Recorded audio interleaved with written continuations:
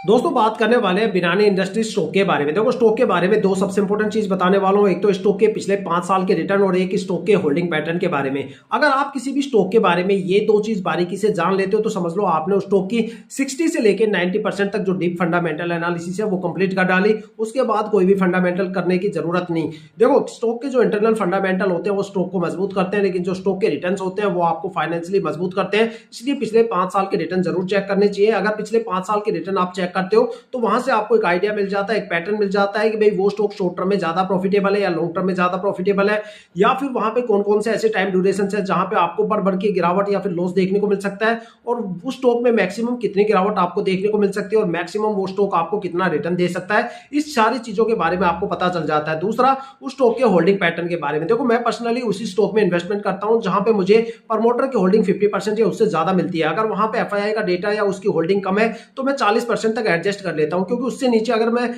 Invest करूंगा तो वहां पे क्या होता है, रिटर्न काफी ज्यादा कम हो जाता है और स्ट्रेस लेवल बढ़ जाता है। प्रमोटर की होल्डिंग जितनी ज्यादा रहेगी, मान लो अगर प्रमोटर की होल्डिंग 70 80 90% के आसपास है तो समझ लो वो स्टॉक या तो मल्टीबैगर बनेगा या फिर वो लॉन्ग टर्म तक भर भर के रिटर्न आपको देने वाला है, क्योंकि प्रमोटर अपनी जल्द होल्डिंग को इतनी जल्दी रिलीज नहीं करते, इतनी जल्दी वो वहां से होल्डिंग को कम नहीं करते, वो कंपनी के साथ लॉन्ग टर्म तक रुकते हैं। लेकिन सबसे मेजर पॉइंट कि एफआईआई की होल्डिंग जितनी कम रहेगी प्रॉफिट आपको उतना ज्यादा मिलेगा, लेकिन जिस स्टॉक में एफआईआई की होल्डिंग ज्यादा रहेगी और जिस टाइम गिरावट का सिलसिला शुरू होगा तो एफआईआई सबसे पहले सोल्ड आउट करके निकलती है, वहां पे गिरावट भी आपको जबरदस्त देखने को मिलेगी। अगस्त सितंबर अक्टूबर में आपने देखा होगा एफआईआई ने किस लेवल पे, यहाँ पे बड़ी लेवल पे बिकवाली की इंडियन स्टॉक मार्केट में, क्योंकि एफआईआई का मतलब होता है फॉरेन इन्वेस्टर्स। वो इन्वेस्टर्स जो इंटरनेशनल और ग्लोबल मार्केट में इन्वेस्टमेंट करते हैं, जब उनको पता चलता है कि वहां पे पिटाई का माहौल शुरू हो गया तो वहां पे ये यहाँ पे भी अपना सोल्ड आउट करना शुरू कर देते हैं और यहाँ पे भी गिरावट का माहौल बना देते हैं। इसलिए एफआईआई की होल्डिंग कम से कम देखो, प्रमोटर की होल्डिंग ज्यादा देखो। अगर इस स्टॉक के पिछले 5 साल के रिटर्न देखो तो उसके बेस पे मैं बता देता हूं, मेरे सामने स्क्रीन पे इसके 5 साल के रिटर्न है